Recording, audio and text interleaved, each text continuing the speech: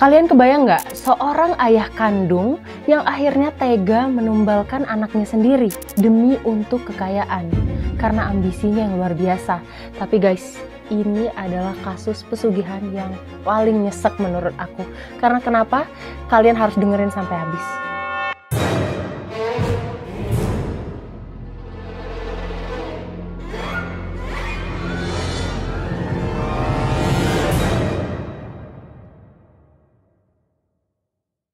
Hai semuanya, Assalamualaikum warahmatullahi wabarakatuh. Jumpa lagi sama aku, Teni Amelia Putri di Teni TAP TV. Dan hari ini aku mau bercerita ke kalian tentang kisah dari seseorang yang akhirnya nekat mengambil pesugihan demi untuk kekayaan, guys. Kisah ini diceritakan oleh seorang supir pribadi yang dulunya bekerja di satu keluarga. Karena cerita ini cukup sensitif dan kita harus menutupi identitas asli dari orang-orang yang terlibat dari kisah ini. Jadi nama-nama di kisah ini kita samarkan. Jadi kisah ini bermula dari sebuah keluarga yang sejahtera, keluarga yang kelihatannya sempurna banget. Nama ayah dari keluarga ini adalah Pak Dandi, sedangkan nama ibunya adalah Bu Lastri. Mereka punya keluarga yang tenang dan damai dengan 3 orang anak. Anak pertama, anak sulungnya bernama Rifki, orangnya pintar, berprestasi, dan juga harapan keluarga banget. Dan kemudian Pak Dandi juga punya 2 orang anak perempuan yang cantik-cantik dan ceria. Pak Dandi juga di kampungnya terkenal lumayan sukses karena dia punya usaha di bidang peternakan ayam yang waktu itu lagi maju-majunya, banyak rezekinya. Nah, tapi semua itu nggak bertahan lama sampai dengan suatu hari, Rifki, anak sulung dari keluarga ini, akhirnya pamit untuk melanjutkan kuliah di universitas ternama yang ada di provinsi. Nah, jadi mereka itu tinggalnya di satu kabupaten gitu guys. Tapi seperti biasa ya guys, kalau misalnya kita sukses nih di desa, kita pastikan mau anak kita lebih maju dan akhirnya harus kuliah di tempat yang lebih baik gitu kan. Dikirimlah si Rifki ini dan didukung penuh sama keluarganya untuk bisa kuliah di tempat yang terbaik pada saat itu. Tapi setelah Rifki ini kuliah, dia tuh mulai ada perubahan yang awalnya dia ini benar-benar anak yang pinter, anak yang soleh lah ya. Setelah beberapa bulan dia kuliah, dia mulai sering nelpon dan memaksa ibu dan ayahnya untuk mengirimkan duit lebih nih. Rifki punya banyak alasan, jadi kayak, ayah, ibu, aku tuh butuh buat penelitian ini, penelitian itu, buat tugas ini, tugas itu. Jadi pengen duit terus-menerus ditransfer ke dia. Karena orang tuanya tuh benar-benar bangga, benar-benar pengen anaknya tuh jadi anak yang pinter ya kan. Mereka selalu ngedukung, selalu mencoba untuk memenuhi semua kebutuhan anak-anaknya ini. Nah, tapi lama-kelamaan mereka mulai curiga kenapa anaknya ini kesannya benar-benar memaksa. Dan kalau misalnya, oh iya nak, nanti kita minggu depan kirim ya. Itu anaknya nggak bisa. Pokoknya harus sekarang, harus dikirim secepatnya uang itu. Dan uang yang diminta juga bukan jumlah yang kecil, tapi jumlah yang lumayan besar. Sampai di satu hari yang buruk datang, Bu Lastri tiba-tiba dapat telepon dari seseorang yang nggak dikenal. Awalnya Bu Lastri bingung siapa nih nelpon. Terus waktu diangkat, mengaku dari pihak kepolisian bahwa anaknya Rifki terjerat kasus narkoba dan sekarang sudah ditangkap oleh pihak kepolisian. Di sini benar-benar serasa disambar petir. Bu Lastri dan Pak Dandi benar-benar nggak menyangka kalau anaknya ini ternyata terjerat kasus narkoba. Jadi pantesan aja selama ini Rifki itu benar-benar maksa dan bahkan marah-marah ke orang tuanya. Karena ternyata dia udah benar-benar kecanduan. Hal ini benar-benar bikin Pak Dandi dan keluarganya tuh malu banget. Karena dia selama ini terkenal dengan kesejahteraan keluarganya dan juga usahanya yang bagus. Tapi tiba-tiba ada berita bahwa anaknya terjerat kasus narkoba. Nah, di sini dia bingung banget. Dia berusaha untuk mengeluarkan anaknya ini dari penjara. Jadi dia nggak mau terima kenyataan lah. Pak Dandi berusaha ke sana kemari meminta bantuan. Dan ada juga nih beberapa orang-orang yang jahat yang kemudian menipu Pak Dandi. Di mana orang-orang ini menawarkan jasanya bahwa mereka tuh bisa mengeluarkan Rifki dari penjara, bisa ngebantuin Pak Dandi. Nah, Pak Dandi ini berusaha untuk bayar berapapun supaya anaknya ini bisa bebas dan melanjutkan lagi nih kuliahnya. Supaya anaknya ini nggak malu-maluin keluarga. Tapi ternyata usaha dari Pak Dandi ini sia-sia. Semua uang yang dikeluarkan, yang dia paksakan, bahkan bikin usahanya tuh mulai goyah. Dan bahkan beberapa hartanya harus digadaikan. Ekonomi Pak Dandi dan keluarganya pun hancur, tapi sama sekali nggak ngebantu. Anaknya masih tetap di dalam penjara karena memang sudah terbukti bersalah. Keluarga Pak Dandi punya seorang supir pribadi yang bernama Pak Sardi. Tapi Pak Sardi ini melihat majikannya yang sekarang dalam keadaan ekonominya hancur, dia tuh nggak langsung berhenti begitu saja, tapi dia tetap berjanji kepada Pak Dandi, "Pak, saya yakin kalau Bapak bisa berkembang lagi, saya mau tetap ikut Bapak, walaupun nanti gaji saya nggak sefull biasanya, tapi saya tetap yakin Bapak bisa." Jadi Pak Sardi ini benar-benar seorang supir yang setia banget sama Pak Dandi, karena selama ini dia ngerasa Pak Dandi udah banyak banget ngebantu kehidupan dia, dan dia ngerasa Pak Dandi itu bukan cuma sekedar jadi majikan, tapi juga seperti keluarganya sendiri. Jadi dia yakin kalau ini cuma kesalahan dari anak Pak Dandi aja, tapi Pak Dandi sendiri pasti bisa berusaha untuk kembali menaikkan lagi ekonominya. Sampailah suatu hari, Pak Dandi pun meminta antar kepada Pak Sardi untuk pergi ke rumah keluarganya. Tapi di sini udah berbeda banget guys. Sampai mereka di rumah keluarga dari Pak Dandi, bukannya mendapatkan bantuan, tapi keluarganya malah mencaci maki Pak Dandi dan bilang kalau nggak becus untuk mengurusi anaknya. Dan yang disalahkan sekarang tuh Pak Dandi, nggak cuman anaknya udah masuk penjara, keluarganya hancur, nah tapi sekarang sanak saudaranya juga udah nggak bisa ngedukung dia lagi, bahkan mencaci maki dia. Di sini api dendamnya tuh benar-benar membara banget, dan dia pengen banget ngebuktiin kalau dia bisa kaya lagi, karena dia ngerasa ketika ekonominya jatuh, seluruh keluarganya malah menghina dia, bukannya ngebantuin dia, padahal dulunya manis-manis banget. Dan saking putus asanya Pak Dandi, dia pun akhirnya memilih jalan pintas. Dia pun bercerita ke Pak Sardi kalau dia sudah mencari info di mana dia harus mengambil pesugihan.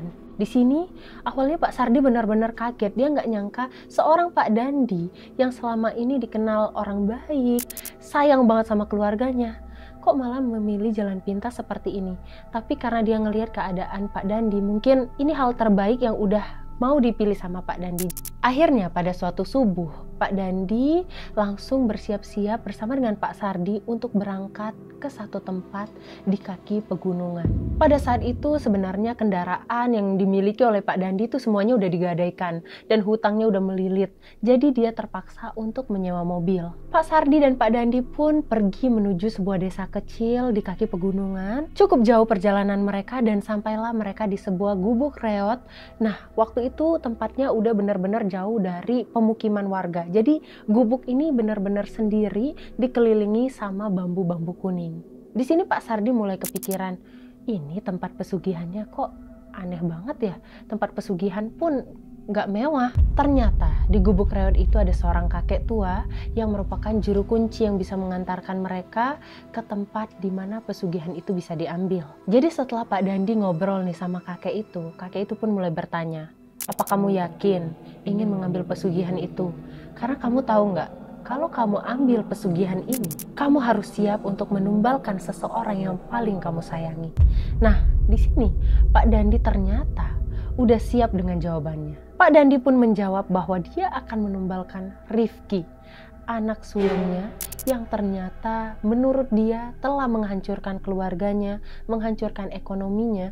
Jadi dia merasa sudah adil kalau misalnya anaknya ini dijadikan tumbal untuk membuat keluarganya kembali seperti semula. Mendengar hal ini, Pak Sardi benar-benar kaget dengan keputusan Pak Dandi, karena selama ini Pak Dandi terus berusaha untuk membuat anaknya ini keluar dari penjara, bahkan mengorbankan apapun. Dan setelah menceritakan hal itu dan dikiranya yakin nih si Pak Dandi, kakek itu pun langsung mengajak mereka ke bagian samping dari pondok tersebut yang ternyata ada sebuah air mancur yang keluar dari bambu. Nah, di mana bapak-bapak ini harus segera mencucikan wajahnya di sana. Pak Dandi dan Pak Sardi pun mencucikan wajahnya, tapi kemudian ada hal yang benar-benar mengagetkan banget terjadi. Pak Dandi dan Pak Sardi melihat sesuatu yang aneh yang tadinya mereka nggak lihat. Tiba-tiba timbul banyaknya monyet-monyet bergelantungan di bambu-bambu tersebut. Yang paling seramnya, monyet ini bukanlah monyet biasa, tapi berkepala manusia. Kalian kebayang nggak? Di sana Pak Sardi dan Pak Dandi benar-benar kaget dan ketakutan banget. Nah, tapi pada saat itu sang kakek pun langsung berkata, "Apa kalian siap? Orang-orang yang kalian sayangi tidak hanya jadi tumbal dan pergi begitu saja ke alam barzah, tapi mereka akan terkurung di sini dan mereka akan menjadi salah satu dari makhluk-makhluk ini." Jadi sebenarnya guys, pancuran di mana mereka mencucikan wajahnya itu bisa membuka mata batin mereka untuk melihat keadaan dari tumbal-tumbal orang yang sebelumnya sudah mengambil pesugihan di tempat tersebut. Dia nggak kebayang kalau misalnya anak istrinya yang harus menjadi korban dan kemudian hidup seperti itu, menderita di tempat tersebut selamanya. Nah, tapi Pak Dandi sudah benar-benar nekat karena keadaan keluarganya yang sudah hancur ekonominya. Dan di sini sang kakek juga menjelaskan bahwa mereka tidak bisa memilih siapa yang akan mereka tumbalkan.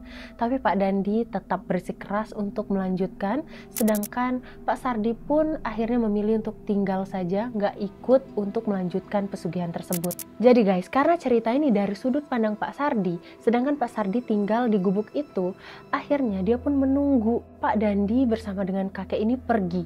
Tapi ternyata guys, semalaman sampai dengan subuh barulah Pak Dandi kembali sampai ke gubuk itu dalam keadaan wajahnya yang udah pucat dan panik.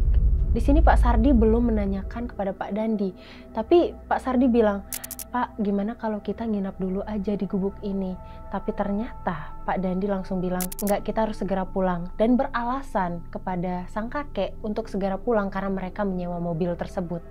Dan di perjalanan, karena melihat wajah dari Pak Dandi ini panik, Pak Sardi pun bertanya, "Pak, apa Bapak baik-baik saja? Dan gimana tadi? Apa yang terjadi sebenarnya, Pak?" Nah, di sini Pak Dandi pun menceritakan bahwa ketika dia berangkat dengan si kakek, ternyata perjalanannya cukup jauh lagi dari pondok tersebut. Sampai mereka melewati hutan-hutan yang lebat, dan kemudian mereka udah nggak bisa lagi bawa mobil, memarkirkan mobilnya di suatu tempat, yang kemudian Pak Dandi dan kakek ini pun melanjutkan perjalanannya lumayan jauh lagi masuk ke hutan belantara sampai dengan di sebuah gua. Mereka pun mulai masuk ke gua tersebut. Pak Dandi mulai merasa merinding, dan di gua tersebut ada tangga menurun masuk makin dalam ke dalam gua itu. Tapi ternyata di dalam gua tersebut ada sebuah kolam yang berwarna jernih banget, dan di sini sang kakek pun berkata, "Dandi, saya sudah tidak bisa menemani kamu lagi. Di sini kamu harus menyelamkan diri tanpa salai benang pun, dan kamu akan melihat sesuatu petunjuk dari sang penghuni.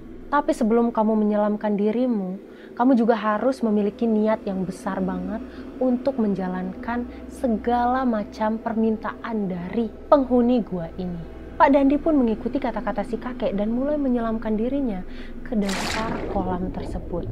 Tapi tiba-tiba waktu dia memejamkan mata dengan niat yang benar-benar kuat banget untuk mengambil pesugihan, untuk kekayaan, dan rela memberikan tumbal apapun, tapi tiba-tiba dia melihat istrinya dalam keadaan terikat dan sedang merintih kesakitan, dan di sini dia benar-benar kaget banget. Tapi setelah itu dia mulai keluar dari air dan memakai pakaiannya lagi dan berkata kepada sang kakek, "Saya melihat istri saya di sana." Dan kemudian kakek itu pun berkata, "Berarti korban pertama yang diinginkan oleh penghuni gua ini adalah istrimu. Berarti orang yang paling kamu cintai di dunia ini sekarang adalah istrimu." Di sini Pak Dandi benar-benar kaget banget, padahal dia sudah merencanakan bahwa anaknya Rifki ini yang udah menghancurkan keluarganya yang akan menjadi tumbal, tapi ternyata istri yang paling dia cintai yang harus menjadi tumbal pertama. Di sini dia jadi ketakutan dan ragu untuk menjalankan semuanya. Apakah dia bisa menjadi kaya tanpa istrinya? Dan dia harus kehilangan istrinya. Di sini dia panik dan segera pulang. Dan sang kakek pun menjelaskan di sini Pak Dandi sudah melakukan perjanjian gaib kepada iblis penunggu dari gua ini. Jadi Pak Dandi tidak boleh mengingkari apa yang udah dia janjikan. Kakek ini juga mengatakan bahwa dalam beberapa hari kemudian Pak Dandi wajib untuk kembali datang ke tempat ini dan melakukan persembahan, di mana dia harus mengambil potongan rambut dari sang istri yang akan dijadikan korban pertama. Mendengar cerita dari Pak Dandi, Pak Sardi benar-benar kaget banget, dan dia pun bertanya, "Pak, bagaimana? Apa Bapak tetap ingin menumbalkan ibu untuk tetap menjalankan pesugihan ini?" Dengan wajahnya yang benar-benar panik dan cemas, Pak Dandi pun menjawab, "Saya tidak tahu, Sardi. Saya akan berpikir dalam beberapa hari ini." Tapi di sini Pak Dandi meminta kepada Pak Sardi untuk bersumpah untuk menjaga kerahasiaan apapun yang diceritakan, terutama kepada keluarganya. Dia tidak ingin kalau keluarganya ini kecewa karena keputusannya. Pak Sardi pun kemudian bersumpah untuk tidak akan memberitahu kepada keluarga Pak Dandi apapun yang terjadi dalam keadaan apapun. Tapi beberapa hari kemudian, Pak Sardi kembali menemui Pak Dandi, dan ketika mereka lagi berdua nih, Pak Sardi mulai bertanya, "Pak, bagaimana dengan keputusan Bapak itu? Apa Bapak yakin akan melanjutkannya?" Tapi ternyata setelah Pak Dandi berpikir secara matang, dia pun tidak rela untuk menumbalkan sang istri, yang akhirnya dia memutuskan untuk menggagalkan saja. Alias dia tidak akan menepati janjinya pada sang kakek untuk kembali lagi ke tempat tersebut. Mendengar hal itu, Pak Sardi jadi bingung juga, karena sebenarnya Pak Dandi ini sudah melakukan perjanjian, tapi kenapa dia akhirnya memilih untuk nggak jadi nih. Dan Pak Sardi merasa apakah hal buruk akan terjadi? Dan beneran aja pada malam harinya, Pak Sardi mendapat telepon dari Bu Lastri yang kemudian mengatakan bahwa Pak Dandi dalam keadaan pingsan yang kemudian dibawa ke rumah sakit. Tapi ternyata guys, keesokan harinya Pak Dandi mengalami stroke, di mana Pak Dandi akhirnya tidak bisa berjalan dan tidak bisa berbicara. Di sini Pak Sardi benar-benar kaget. Pak Sardi yakin hal ini bukan cuma kebetulan, melainkan janji yang sudah dilanggar sama Pak Dandi tadi. Tapi serba salah, Pak Sardi juga nggak bisa mengatakan kepada keluarganya apa yang sebenarnya terjadi, karena dia udah bersumpah untuk menutupi rahasia Pak Dandi dari keluarganya. Di sini Pak Sardi benar-benar bingung banget. Apalagi keluarga yang dalam keadaan panik banget, jadi benar-benar nggak sempat Pak Sardi untuk mencari cara untuk menceritakannya. Tapi sayangnya nggak butuh waktu lama. Hanya 2 hari setelah kejadian itu, Pak Dandi pun meninggal dunia. Tapi di sini ada keanehan dari jenazah Pak Dandi, di mana wajahnya menghitam, yang membuat semua orang tuh bingung sebenarnya. Apa yang terjadi? Penyakit ini begitu cepat, hanya dalam keadaan 2 hari, sangat parah dan merenggut nyawa Pak Dandi. Sedangkan Pak Sardi yang mengetahui cerita yang sesungguhnya hanya menyimpan rasa bersalah karena nggak sempat menolong ataupun melakukan sesuatu dan bahkan menceritakan kepada keluarganya. Itulah guys, kenapa aku bilang bahwa ini adalah kisah pesugihan yang paling nyesek banget. Kalau menurut aku yang paling nyesek tuh benar-benar Pak Dandi. Udah keluarganya hancur, ekonominya hancur. Dia berusaha untuk mengembalikan lagi ekonomi ini, tapi ternyata nggak sesuai rencana dia. Dan sesungguhnya Pak Dandi ini memang merupakan orang baik. Setelah dia berpikir secara matang, dia nggak tega untuk menumbalkan istrinya sendiri, yang akhirnya dia membatalkan semuanya, yang ternyata beresiko pada dirinya sendiri. Di sini kita bisa mengambil pelajaran bahwa memang nggak ada sesuatu yang instan, nggak ada jalan pintas untuk menjadi sukses. Kita harus percaya dengan yang namanya usaha dan juga proses. Semoga cerita ini bisa menjadi pelajaran untuk kita semua ya guys. Tentunya buat kalian yang udah nonton sampai habis, makasih banyak dan jangan lupa di subscribe buat yang belum subscribe. Oke guys, sampai jumpa di episode-episode yang selanjutnya.